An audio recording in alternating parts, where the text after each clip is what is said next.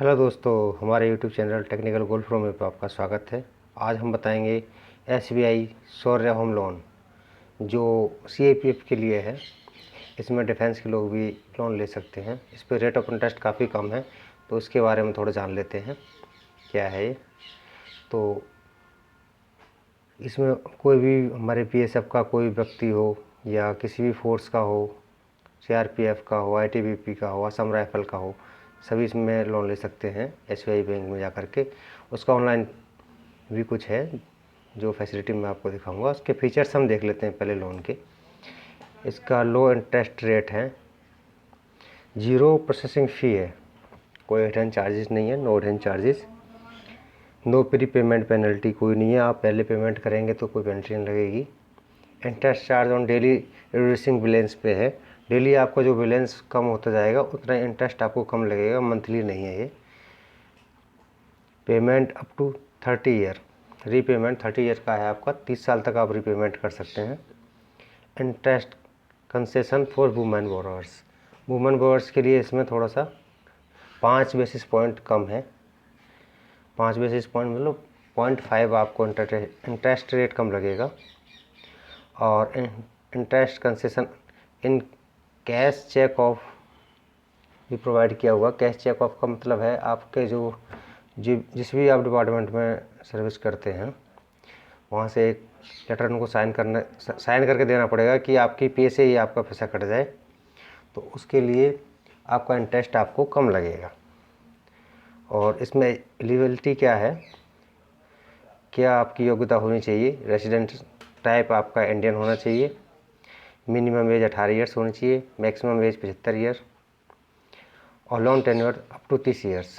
Loan amount के लिए click here लिखा है, तो यहाँ पे आपको पता चल जाएगा कितना लोन अमाउंट आपको मिल सकता है।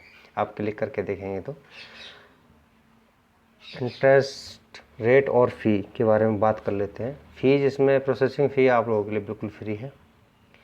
और प्री सेक्शन में आपका एडवोकेट की जो प्रॉपर्टी सर्च के लिए इन्वेस्टिगेशन रिपोर्ट के लिए जो फ़ी लगती है वो लगेगी एडवोकेट की। वैल्यूअर जो वैल्यूएशन करता है उसकी फ़ी लगेगी। और सैंक्शन होने के बाद स्टम्प ड्यूटी पे जो अमाउंट है उसकी लोन एग्रीमेंट और मोर्टेज का पैसा लगेगा।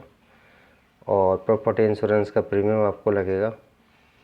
उसके बाद एक रजिस्ट्रेशन होता है, इसमें 50 रुपये हैं और प्लस जीएसटी 5 लाख तक, और 100 रुपये इसके ऊपर प्लस जीएसटी। इसके आगे चलते हैं। डॉक्यूमेंट क्या क्या चाहिए आपको, डॉक्यूमेंट की बात करते हैं हम लोग। तो एम्प्लॉयर आइडेंटिटी कार्ड, आपका आइडेंटिटी कार्ड चाहिए। लोन एप्लीकेशन आपने कंप्लीट करनी है, 3 पासपोर्ट साइज फ़ोटो लगाने हैं।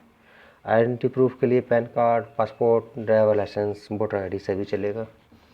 और प्रूफ ऑफ रेजिडेंस के लिए ये सारे हैं, इनमें से एक भी आपको कोई भी देना होगा। ड्राइवर लाइसेंस है, पासपोर्ट है, आधार कार्ड है, वाटर बिल है, पाइप गैस बिल है, ठीक है, इलेक्ट्रिसिटी बिल है, टेलीफोन बिल है।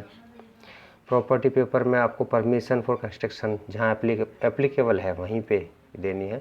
रजिस्टर एग्रीमेंट ऑफ सेल आपको देना है, ये महाराष्ट्र के लिए खाली। बाकी अलॉटमेंट लेटर है या स्टम्प एग्रीमेंट फॉर सेल है, एग्रीमेंट है कोई आपका, तो वो ऑक्यूपेसी सर्टिफिकेट अगर आपने ऑक्यूपाइड कर लिया है, मतलब कि पोजीशन आपको मिल गया है, ये है। In case of ready to move property, मतलब कि जो प्रॉपर्टी है उसमें तुरंत आप रह सकते हैं, ऐसी प्रॉपर्टी के लिए है।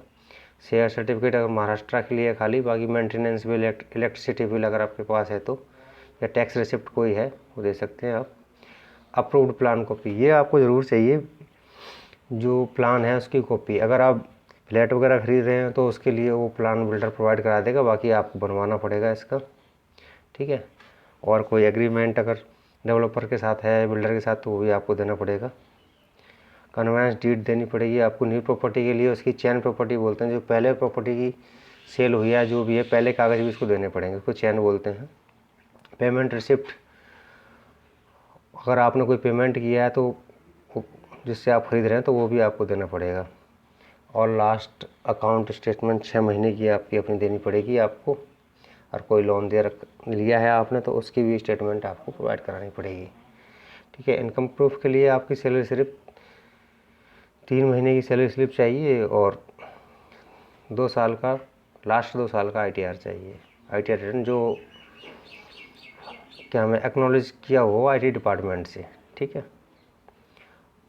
बाकी ये को एप्लीकेंट आपका कोई है तो जैसे आपकी वाइफ है उसके लिए भी डॉक्यूमेंट्स हैं, जैसे बिजनेस आधार प्रूफ है, IT रिटर्न है, बैलेंस शीट है, बैलेंस लाइसेंस है, TDS सर्टिफिकेट है, ठीक है, सर्टिफिकेट ऑफ क्वालिफिकेशंस वगैरह है, कोई है। अगर इसमें अप्लाई करने के लिए आप साइट पे जाते हैं तो अप्लाई नाउ का ऑप्शन आता है, तो देख लेते हैं। अप्लाई नाउ का ऑप्शन आने पे इस तरह से आएगा, आप चेक कर सकते हैं इसमें, ठीक है। तो आपके ये ऑप्शन आ रहा है, do you have an existing relationship with SBI के साथ आपका कोई रिलेशन है मतलब, तो आप भर सकते हैं। हाँ, मैं वहाँ से मैंने होम लोन के लिए या जो भी है, या सैलरी मेरी अकाउंट में आ रही है तो सैलरी आ रही तो आप सैलरी का भर दें ऑप्शन इसमें। अभी हम मोबाइल नंबर भर दें। बाकी मोबाइल नंबर भरने के बाद आपका ऑप्शन इसमें आएगा, क्या मैं ऑथराइज़ करता हूँ स्टेट बैंक को, सबमिट कर देंगे तो आपके पास कॉल आ जाएगी और आप इस तरह से लोन ले सकते हैं। अगर आपको वीडियो अच्छी लगी तो लाइक करें, सब्सक्राइब करें।